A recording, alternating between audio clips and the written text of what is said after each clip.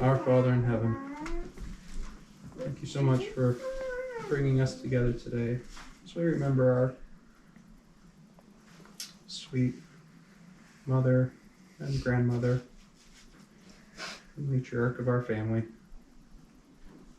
We are so thankful for her life and for the influence she's been to us over all these years, and for the kindness and warmth that she has given us. We all each have our special memories of her, Father, and pray that would help us to just celebrate her life today and to remember the fun and the good things and all the joy that we have with her. And as we commemorate just the service that she gave to each one of us, we all have our own memories of her and special times that we spent. And Father, thank you for giving us each and every one of those moments. Pray that thy Spirit would be upon us this day, that we can just have our hearts be open and feel thy love and thy peace and thy hope be poured out upon us. And I say this, Father, in the name of Jesus Christ. Amen. Amen.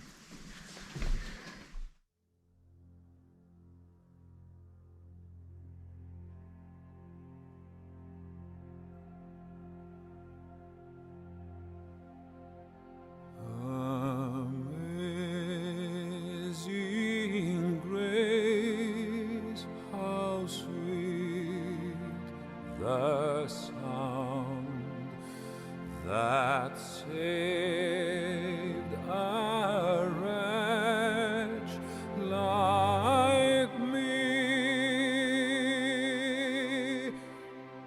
I once was lost, but now am found. Was blind, but now I see.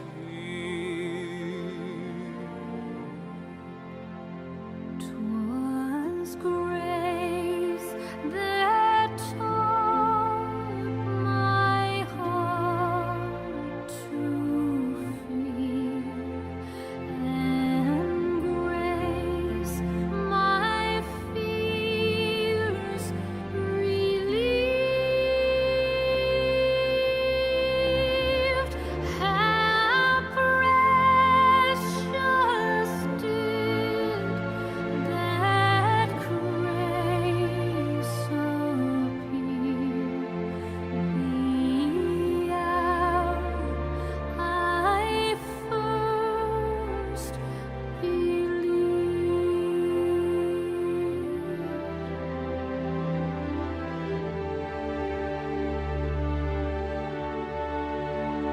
Yeah,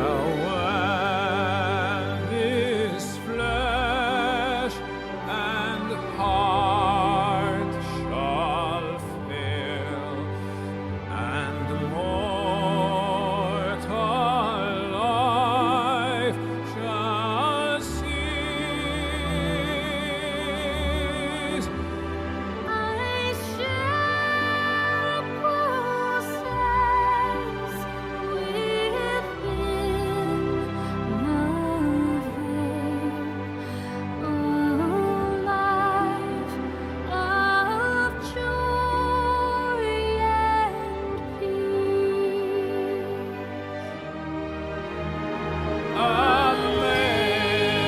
Amazing grace, how sweet the sound that saved a wretch like me. I once was lost, but now am found. Was blind, but now I see.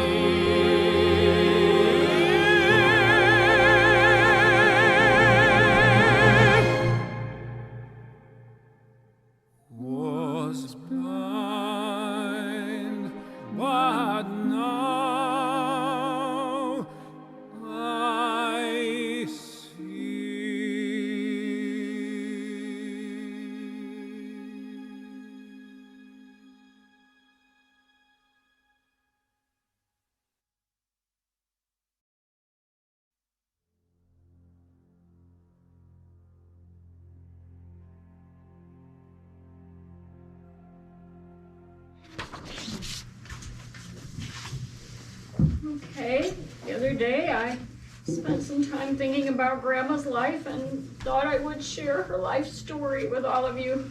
Some of this stuff you probably know, but maybe there's some stuff that would be new to you. Oh, here goes.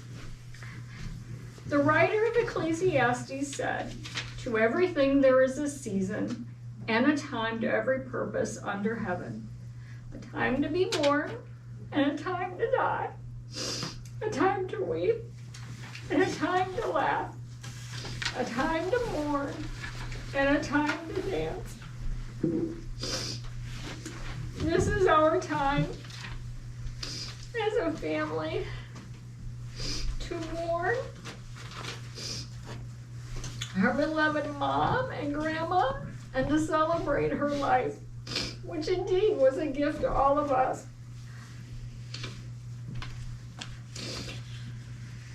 My mother was born on September 6, 1936, to Evelyn and William Pollock. She was born in Bellevue, Ohio, just as people were beginning to recover from the Great Depression. My mother had a sister named Shirley, who was 7 years old at the time of my mom's arrival. Like most people, her parents had struggled with poverty and unemployment during the Depression, and the birth of my mother signaled that better times had arrived. During my mother's early childhood years, her family moved back and forth between Bellevue and Toledo. My grandfather was a stonecutter by profession and worked wherever a cemetery would hire him. As a side note, during the Great Depression, my grandfather worked as a stonecutter on the WPA project of constructing the Toledo Zoo. So when you go visit the zoo and you see all those stone carvings and like the amphitheater and all that, you can take pride in knowing your great-grandfather had a little part in all that. My grandmother, Evelyn, devoted her life to caring for her home and her family. Grandma ran a tight ship, and my mom and Aunt Shirley had many stories of the challenge it was to live up to Grandma's expectations of cleanliness. By all accounts, my mother had a happy childhood. Being 7 years younger than her sister, she was a mix of being her sister's sidekick and her pest. Mom and Aunt Shirley used to laugh as adults how Grandma Pollock would make Aunt Shirley take my mom on her dates with her, because Grandma felt nothing unseemly could happen if Shirley's little sister tagged along. One story I remember involved a time when Aunt Shirley was babysitting my mom. For some reason, they came up with the bright idea of coaxing a squirrel into their house. It was a successful endeavor involving a trail of treats. Once the squirrel was inside, they quickly realized they had a wild animal on their hands. And rumor has it that my mom became so frightened that she hid under the kitchen sink. You know, back in those days, kitchen sinks had these curtains in front of them. And my mom hid under there while my aunt tried to convince the squirrel to leave the house. By the time my mother entered high school, her parents had settled for good in Toledo. Mom spent her freshman and sophomore year attending Scott High School. There she dated a young man who went on to become a local television star named Johnny Ginger. I remember seeing him on TV as a young child, and my mom always mentioned her claim to fame. For her final 2 years of high school, Mom transferred to Whitney Vocational High School. There she studied sewing with the plan of becoming a seamstress. I always found this interesting because while my mom did a bit of sewing when I was a child, she really didn't do a whole lot and didn't seem to particularly enjoy it. I do remember a lavender smock dress she made for me that was special because she did all the smocking by hand. And she also made a Batman cape for my brother Steve because Batman was all the rage. And he used to love playing in this old Batman cape. As far as I know, Mom never actually worked as a seamstress. I think her time at Whitney taught Mom more about what she didn't want to do with her life than what she wanted to do. I'm sorry.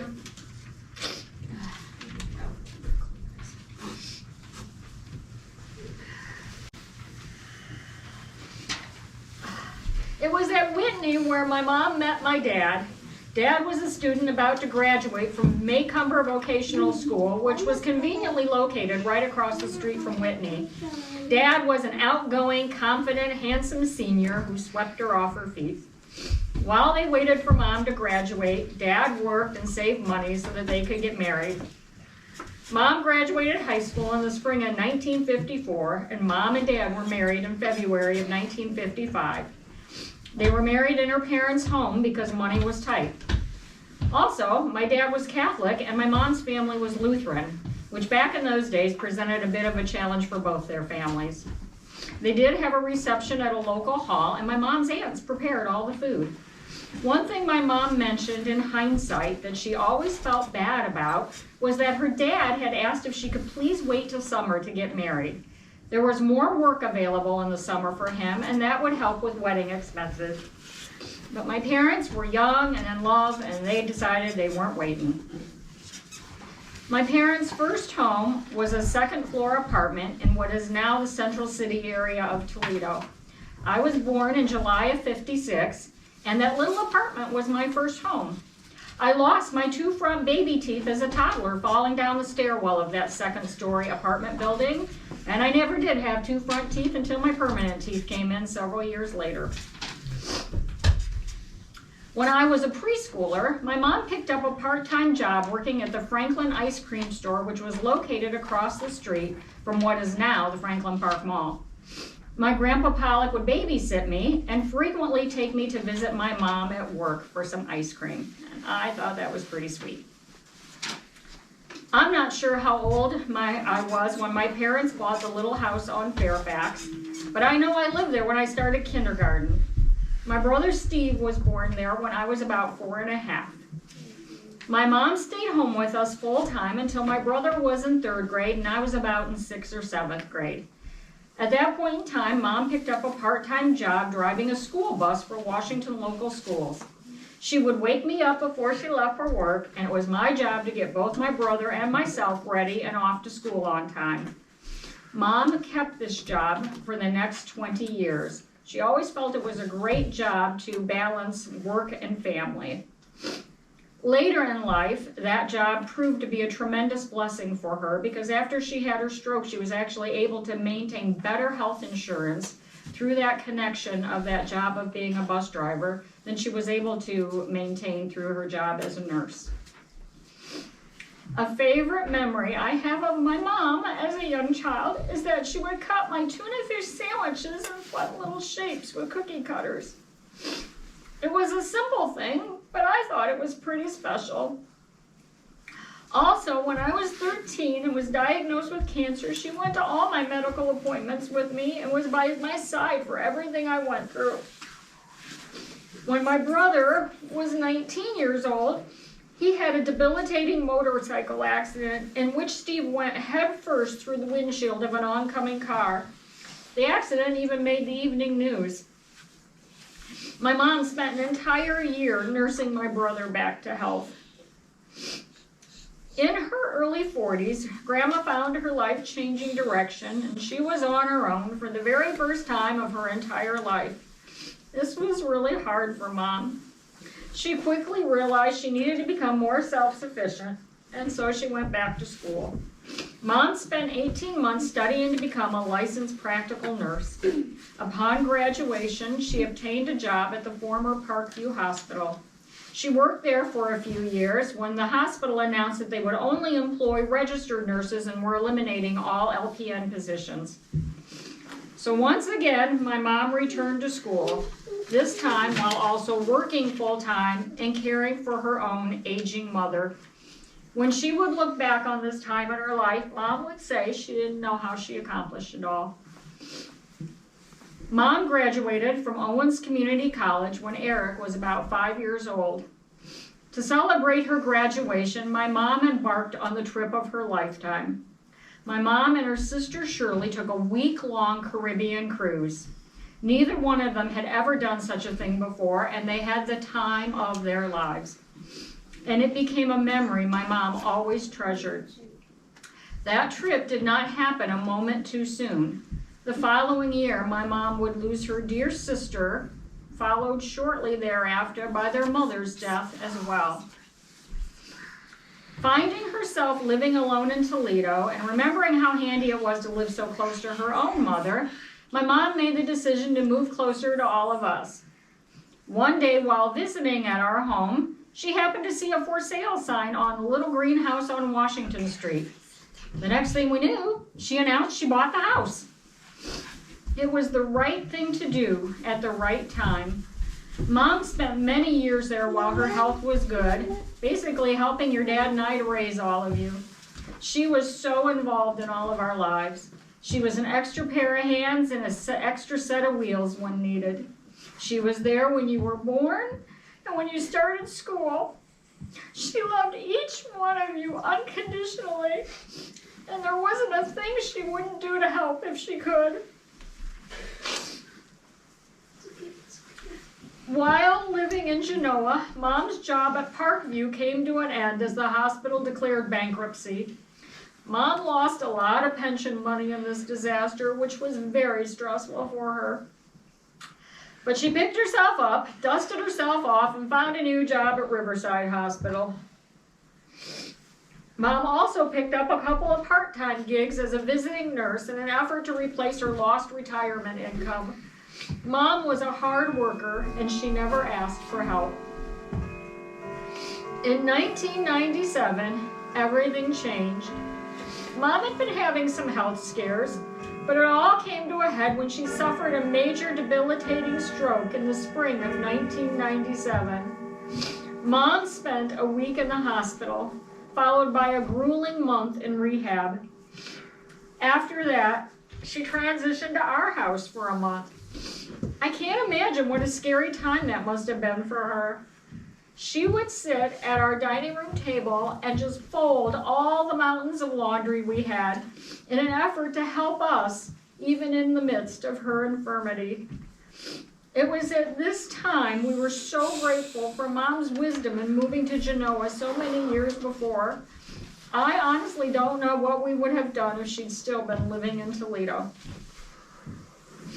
One of the hardest things during that time for my mom was when the human resources employee showed up at her hospital bedside not more than 48 hours post-stroke and terminated her employment due to the stroke. I was there when that happened, and it was pretty shocking to all of us. Mom was forced to sign papers from her hospital bed stating that she was no longer an employee with them. I always felt that whole situation was handled very poorly by Riverside, and it seemed pretty darn heartless. Mom spent the rest of her life dealing with her disability. She was still so very involved in our lives and did whatever she could to help our family. Most importantly, she listened to all of us, no matter what our troubles were, and she never judged. Some of my favorite memories from this time include our New Year's Eve parties, traveling with her to visit Eric and Laura in Florida. I think that was one of the last big trips she and I ever took together. Taking Melissa, Grandma, and Cindy up to Toronto so they could see Phantom of the Opera. And of course, our weekly trips out for chicken wings. I can remember sometimes sitting there eating wings for the bazillionth time and thinking, I need to cherish this because someday this time it will be gone. And it was true. I'm glad I got to do those fun things with her. As you all know, Mom's has spent the last 3 years living in Orchard Villa due to another major stroke. I always felt so bad that she had to live there. But every visit she would say to me, I get good care here, Pam. And I think it was her way of letting me know that it was okay, and that I shouldn't feel guilty that she had to move there. To me, that was another example of how Grandma always looked out for her family first. In spite of her many trials, Grandma never complained, and she was always cheerful. She loved each of you so much. Powering She was off. so proud of you. I think her legacy to us is to keep a positive attitude and never give up. And no matter what, to be there for your family, to support and encourage and love each other. That's what Grandma would want for you all, and that's what your dad and I want for you as well. Quilts come with many individual little pieces, each different, yet together they make a beautiful pattern that can be handed down for generations. That's what our family is. We're a beautiful quilt stitched together with love. In the end, our relationships are what matter. Everything else really is just details. I love you all, and I know that Grandma's looking down on us right now, and she is so happy that we are all here. She's free of her pain and her suffering. She's with her parents and her sister, and she's watching over all of us. One time, she told me that, Pam, in my dreams, I'm not paralyzed anymore. I can walk and run and do all the things like I used to. And to me, I find that is a great comfort, because to me, that gave me a little glimpse into heaven. And the comfort it gives me to know that she can walk and run and do the fun things that she liked to do. And I know that someday we will all see her again. So I share that with you. And I love you all so much. In the name of Jesus Christ, amen.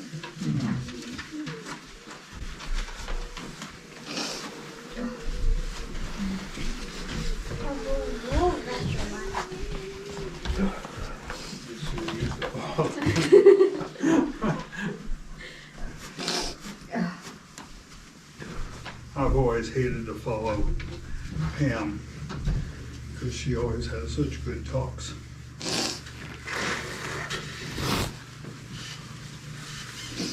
I'm supposed to be the leadoff hitter for sharing memories of Grandma. And I don't know if you read the latest My Story online that Melissa bought me for Christmas present. I guess it was a Christmas present. And I wrote about Grandma. And he was, hey, I'm not the writer, Mom is. And my first memory of Grandma was Pam was going to be moving out of her house following the divorce. She moved back home. And I had already started dating her. She was getting an apartment, and I was going to help move that day. And so I was invited over for breakfast and found out that Grandma was a good cook. And you all know Mom's a good cook. And obviously, it's been passed down to the next generation. So the other one that's really a part of the way the system works is Grandma had to spend a certain amount of money, and needless to say, she didn't really spend much on herself. And so one of the first things she bought me was our riding lawnmower, and then she had to spend more money and bought me the snowblower. And I kind of only really used the snowblower once before that I really needed to use it until today. And kind of, I had mentioned to Mary the other day, we were out toward Mary Ann's, and I was kind of saying how that snowblower is a little bit too powerful because it does blow the snow so far. You blow it over in the neighbor's yard. But today, Mary commented about, aren't you glad you got the powerful lawnmower or the snowblower? So that and my weed whacker and leaf blower, they're all gifts from Grandma. So she was She was really very kind to me, and I really didn't have any resentment, doing the yard work over there. We did. And it was Seth and I and Mary helped paint the house over there, and so that a bit of a way we could pay back.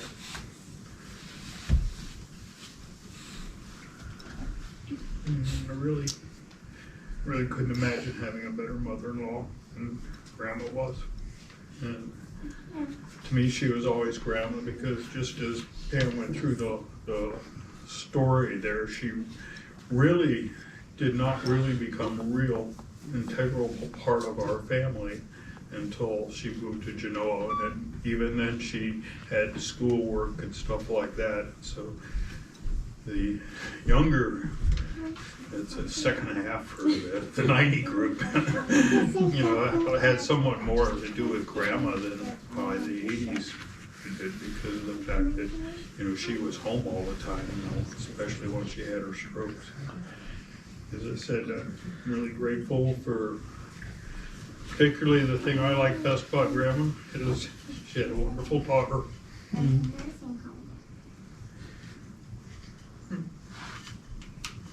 I've been very blessed to have been married to her and enjoyed driving Grandma. In hindsight, I guess one of the other blessings that you don't realize it at the time was the divorce from her husband, because if she had stayed married to Bob, we would have never had Grandma in our life like we did. They would have never moved to Genoa, and we would have never been able to have the Grandma that we all love and remember. Sometimes some of the tragedies you think are bad in life turn out to be a very, very blessing. As I said, I'll miss her, and Pam said she was really, I heard it too. One of the things I used to do is Friday was, it still kind of is, our shopping day, going out grocery shopping. Now I do it with Catherine, but before I was always doing it just by myself, and I would always buy something for Grandma, either grapes or, like she liked tomatoes, cherry tomatoes or grape tomatoes, or cookies or donuts or something like that. I'd always buy her a little treat, and then I'd stop by every Friday and visit Grandma for a few minutes. So I loved her, and I love all you children and grandchildren and married into the family. We're truly blessed. And I say this in the name of Jesus Christ. Anybody else that wants to share memories, you can either just stand or you can come up.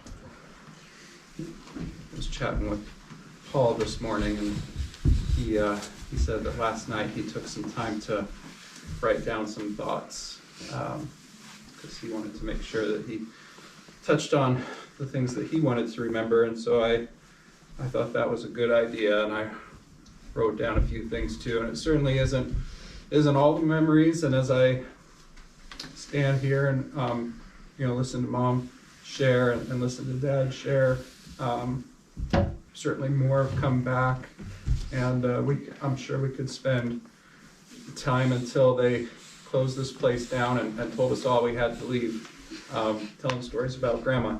So, because that's just the kind of woman she was. She created a lot of special memories for everybody, and I think we all each had our own individual memories of her. She was just such a great hangout Grandma, like it was always just really easy to be around Grandma, and it was being with her, whether it was at her house or out with her, or wherever we go. It was just nice. I guess with the blessing of being the oldest, I have memories of that house on Fairfax and in Toledo. And I remember going over to that house. It was this red brick house, kind of like what you would just see in Toledo. I mean, nothing special, but it was special because Grandma was there, and I remember she'd take me sometimes over to visit Great Grandma Pollock, and that was good. I'm glad I had those memories of her.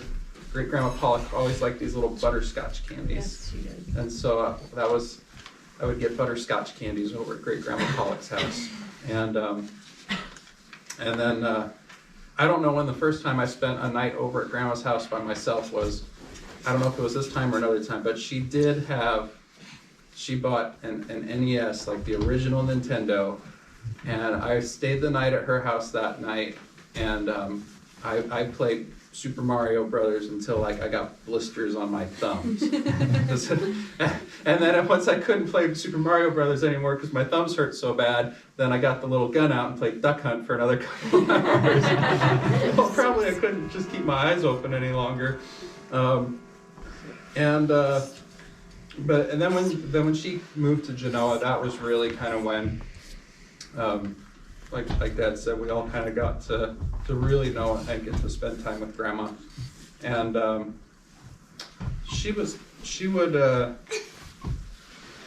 So when Mom said she picked up a couple of part-time jobs, and one of her part-time jobs was she was an in-home nurse. So she would go to people's homes to like change their pads or gauzes and give them injections and things. I don't know what all she did. She never took me in the houses with her. But she'd take me with her and I'd sit in the car and I'd do my homework, the paces or whatever. And she would, after we were done, she was done doing whatever, she'd always take me out to eat. And we'd go to a restaurant or go get a steak or something. That was like so cool. And I loved having that time with her.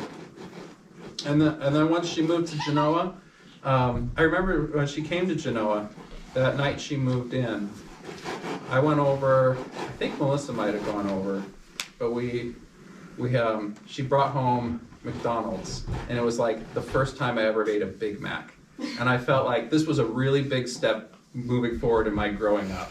Like I was graduating from like McNuggets and like the little cheeseburgers, and I actually like ate a Big Mac, and like that was really cool.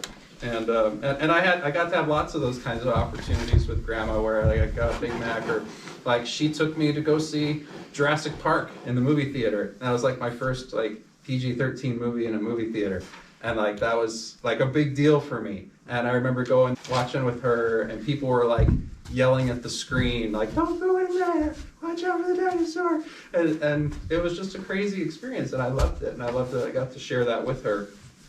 And she was always happy to just like, I had that paper out, and I wanted to spend a lot of money building my comic book collection, and I had lots and lots of comic book subscriptions, and she had a checkbook, and so I would just give her like $20 and a filled out subscription sheet, and she'd mail the check in for me. And I got to the point where I'd probably get 2 or 3 comic books a week at her house. And so that was great. I'd just go over to Grandma's house and I'd read my comics and, just hang out. And I always felt just very loved and welcome there. And when we would go out, before we started doing the road trip family vacations, we would go out to this lake, Lake Erie.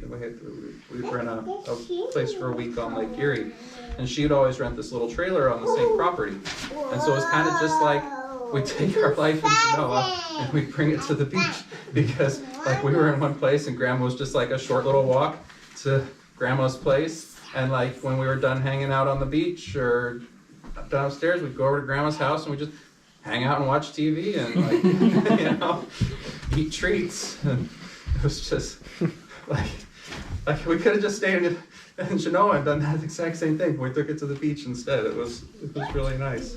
And but when she had her stroke,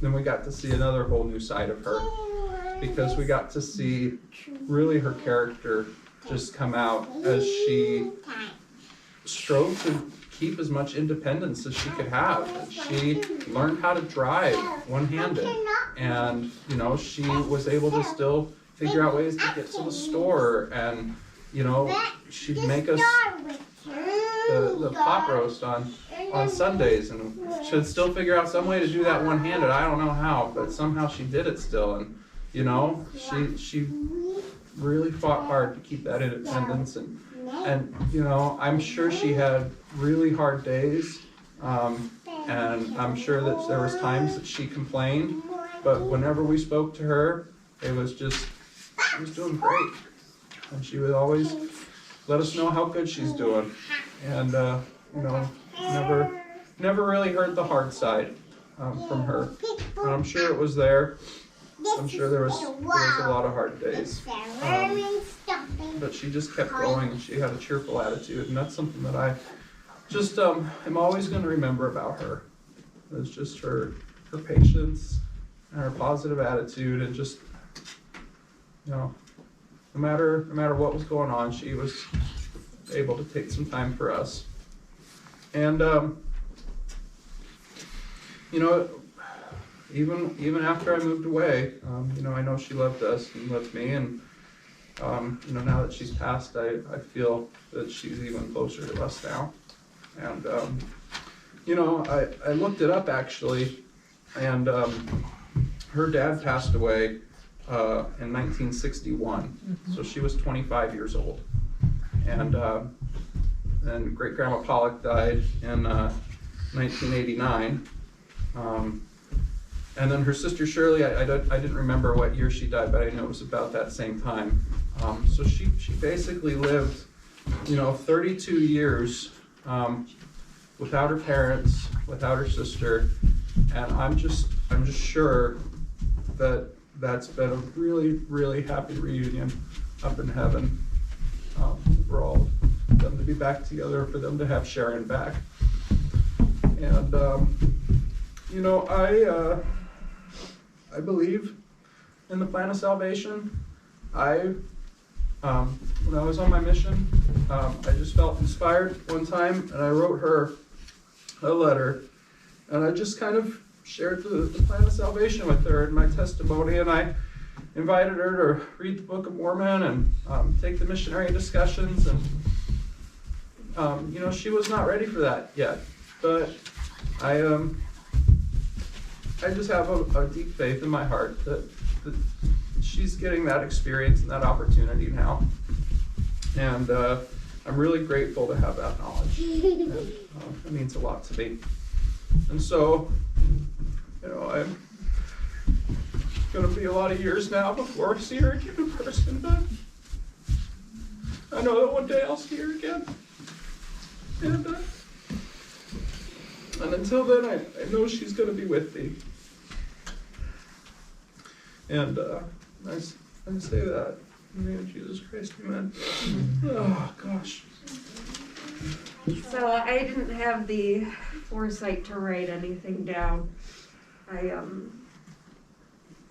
wasn't sure if I'd be able to get through saying anything. Growing up in a family of 10, we got to have the wonderfully unique experience of growing up as part of a team. And that had so many wonderful blessings that went along with it. But when you compared our lives to other people's, it could also seem like there were some drawbacks too. You know, we were a collective group, and so some of those things that are, you know, better for smaller families or whatnot, theoretically we would have missed out on that.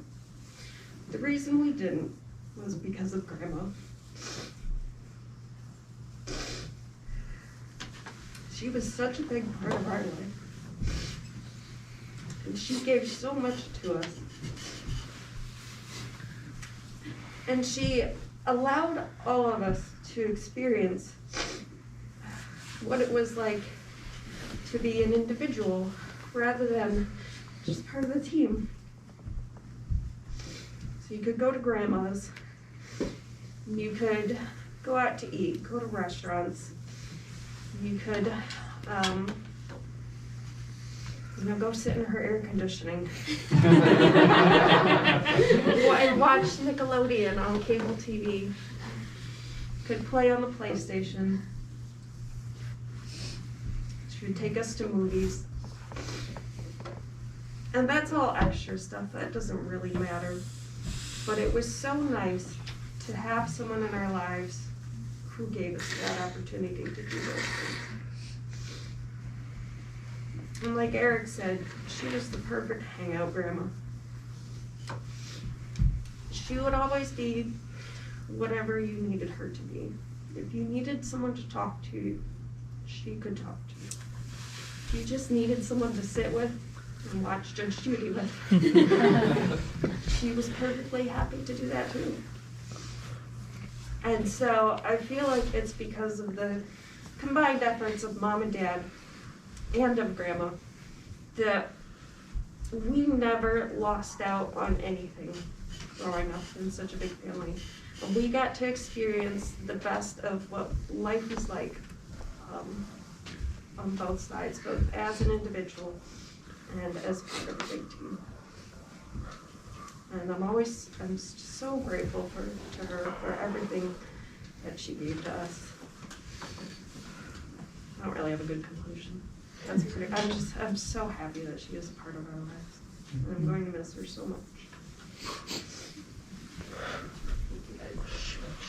It's hard not to know what to say at something like this. As we've been back this weekend, it's been nice to hear the individual things that other people have said and how she's touched each person's life and how she meant something unique for each and every one of us. For me personally, I do have memories of Grandma prior to her stroke, but my first, the memory that stands out the most from my early childhood with her is of the Halloween when she had her stroke. I remember being so scared. And when she moved into her house and everything in life was gonna change. But then as the time went on and she adjusted and we kind of all fell into our routines and she moved back to her house and just watching her go to therapy. One thing that was always a comfort to me and helped me in my life was as I really struggled learning how to read growing up. I was a few years behind and how much of a struggle that was to me in my life.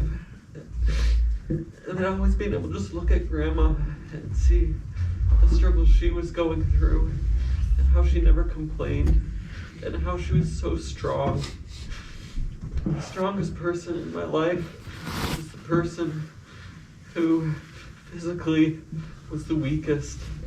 And that was so profound and beautiful to me in my life. That no matter what I was going through or was happening in my life, here was this pillar always so close and available that I could go over and talk to and be with. And that she would be there to listen, to give advice, or just, take you out for food or movies, or whatever the case may be. I loved her so much, and she was an anchor in my life, and I know she was strong to the very end, and I never heard her complain, no matter what she was going through, and I know she went through a lot, more than what she probably even let on to us. I love her for always being there, and always being the strength in my life, someone I could look to, and could vent with, and it was wonderful having her so close. So I miss her so much, but I know she's looking down on us and we get to be with her again And even though she's not with us, she will always be that example of strength in my life. I say that in the name of Jesus Christ, amen. I had to write down my thoughts. I don't speak well off the cuff. But I think the fact that for the first time in 12 years, all 8 kids got together for this moment, I think that shows how important she was to all of us. And kind of like what Melissa was saying, Grandma's house was like our escape to be individuals. And you know, just hanging out with her, watching. She had the best VHS collection. You could watch movies all day, and she would watch them right there with you, or her favorite shows like Price is Right. We would try to guess prices together, or watch Judge Judy and just see if we agreed with. It's fun to hear her opinion on some adult situations that I didn't know anything about. And then, you know, New Year's Eve, Mom mentioned that, and I think the tradition of shaking pennies is something that's going to last for a while, generations. And birthday dinners was really nice because, you know, there was times when I had wanted to do things individually, and we just never had that chance. But Grandma would take you out, and I remember one year I wanted to go to Spaghetti Warehouse, and we drove all the way out there, and then I ordered chicken fingers. And she said, you literally come all the way out here, we could have gone to Burger King. But it was more about just the experience of being out there with her.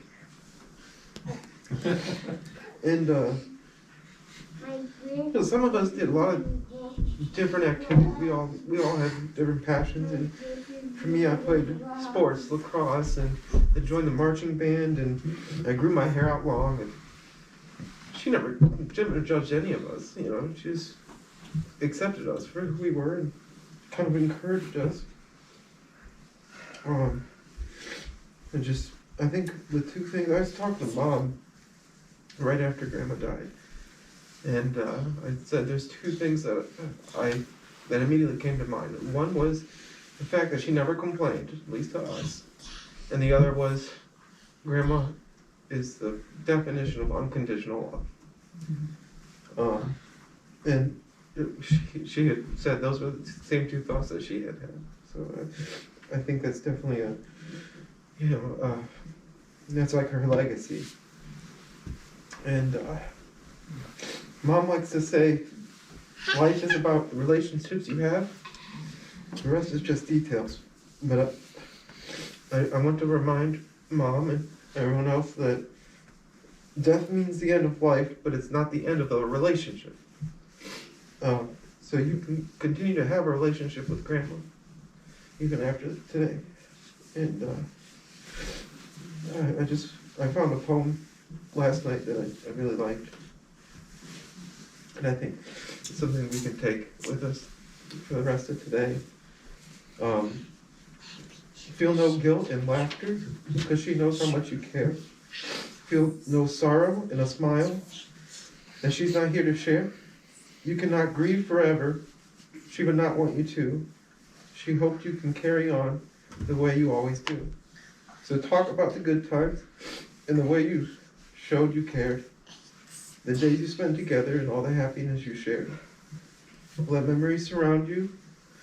A word someone may say will suddenly recapture a time, an hour, a day that brings her back as clearly as though she was here, and fills you with the feelings that she is always near. For if you keep these moments, you will never be apart, and she will live forever, locked safe within our heart.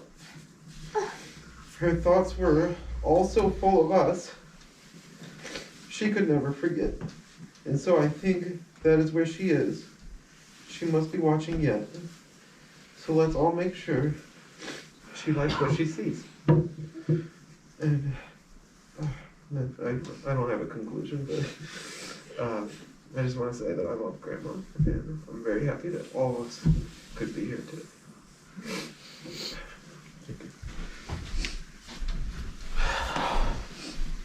I don't know if I can say much. When I was younger, I changed a lot of hobbies. I went from art to animals to running, and Grandma was always there for me to either, sit down with me and paint and draw and teach me how to do that. And then she would sit down and watch Animal Planet, or we'd read nature videos together and watch them together and just talk about the animals we saw. And then I would go running and she'd ask me about my speed and my time and how I was doing. And even though she couldn't go out running with me, I knew she was interested. She was always interested in learning what I was wanting to do and was always willing to encourage me to pursue that. And it was really helpful to have someone like Grandma and to always be there to encourage me and support me and to help me pursue my interest and to explore hobbies. And it was always nice to have that support where I could go to her house and be an individual and have moments of one-on-one time going to restaurants or trying vegetarian food or whatever I wanted to do.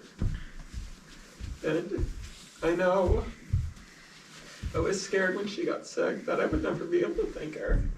And then when I got the FaceTime, I was able to thank Grandma for all the good memories that I had with her. I'm really happy I got the opportunity to share with her how much I really did appreciate those things, because day to day they all seem so minor, but that really helped me just throughout my childhood to be able to have those moments with her. And it was really the small things that she did that meant the most. That's all I can say. Thank you. I have two memories of Grandma I want to share. The first is that, I don't know if you guys experience this, I'm sure you have, that she has the ability to say to you when you're upset, "Don't smile, don't smile." And I always ended up smiling. And I know I've tried it on other kids, and on my nieces and nephews, and I don't have that talent. But Grandma did. She was always able to get us to smile. And the other thing is that, later as a teen, she had this vanilla lotion, and I would rub her feet whenever I went over to visit her. And even to this day, that vanilla lotion always reminds me of Grandma. Does that sense? And I was telling Mom, as we were kind of this day, that I really hoped her hand was not in a fist. Because that would just give me such peace. And that hand is not in a fist. Her hand is out. And that small thing really makes me happy, because I know she's not suffering with any disabilities. So I love her very much. I miss her so much.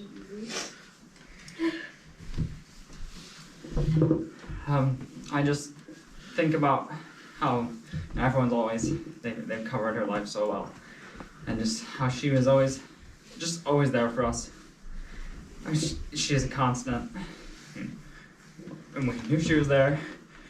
Whenever we'd go over, she'd have all the candies and the treats and the sodas for us, and she was just a constant in our lives.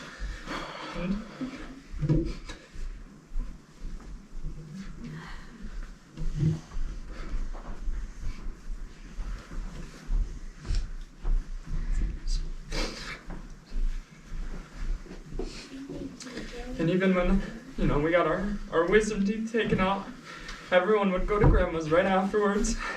And but now that I'm looking back on it, she would struggle to take care of ourselves, but then take care of us.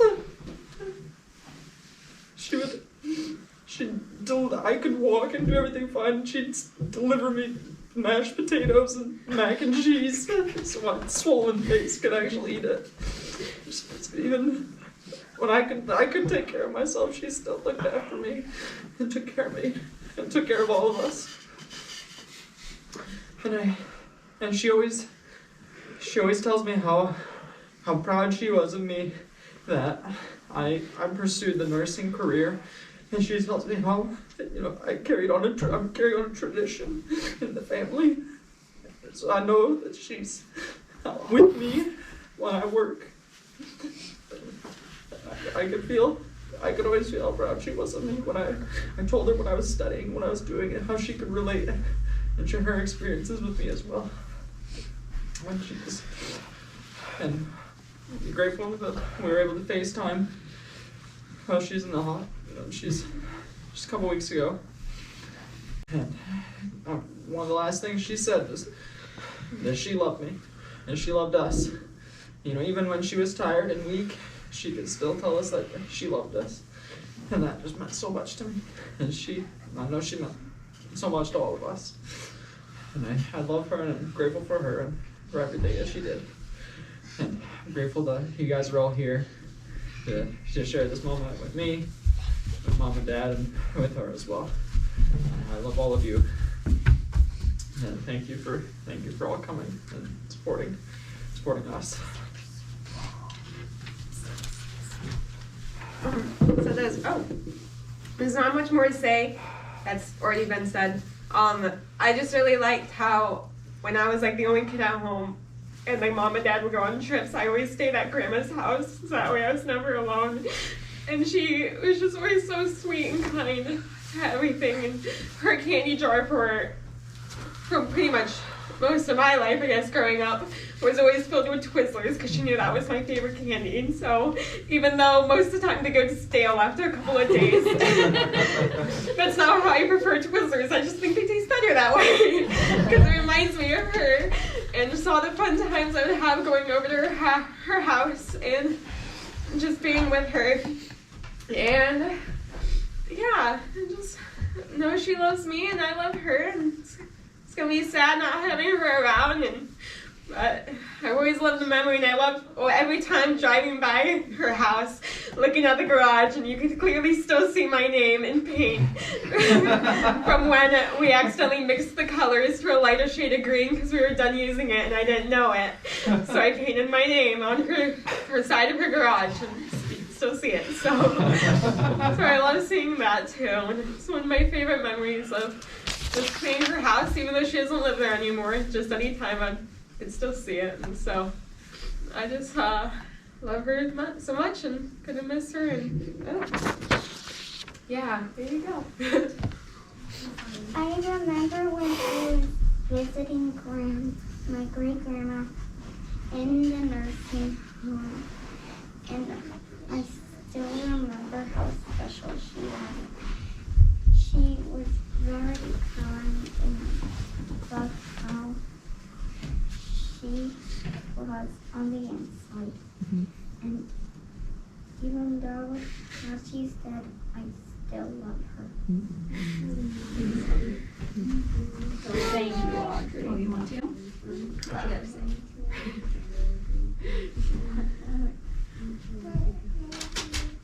What's that? Oh, I'll carry you. You want to say something?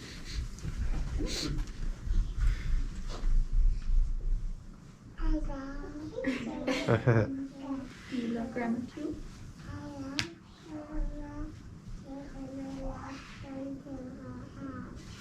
Aww.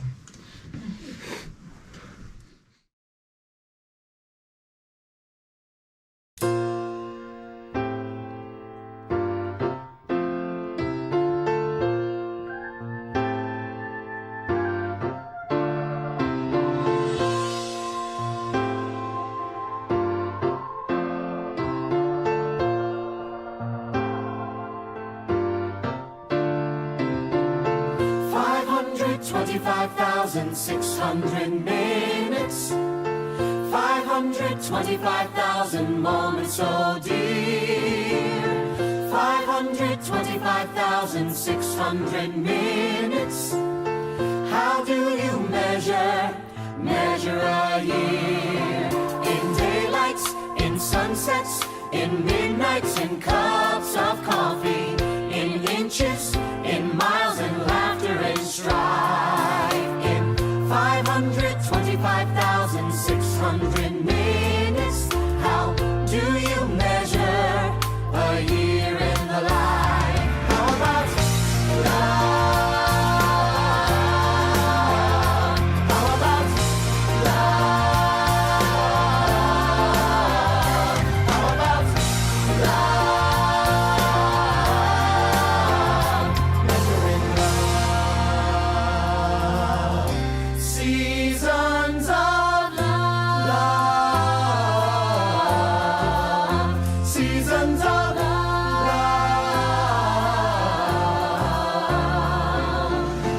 525,600 minutes, 525,000 journeys to plan, 525,600 minutes.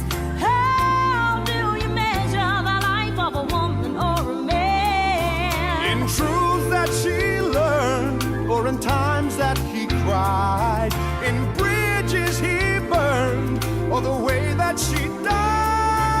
It's time now to sing out, though the story never ends. Let's celebrate, remember a year in the life of friends. Remember love, love. You got to remember the love. You know that love is a gift from up above. Share love, give love, spread love. Measure your life in love. Seasons of love. Seasons of Measure your life in love.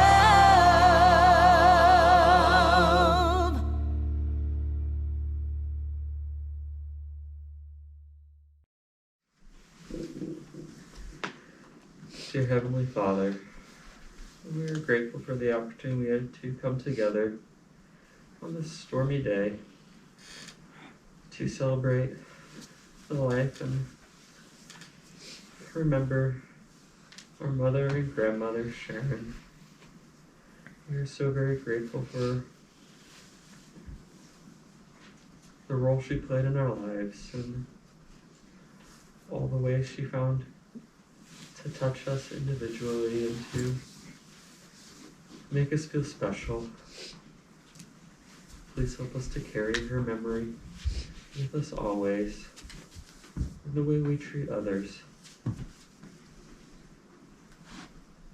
We pray and ask that we'll be able to remember and cherish the moments we've had with her. Thank you for blessing us with her. We love thee. And we say these things in the name of thy Son, Jesus Christ. Amen.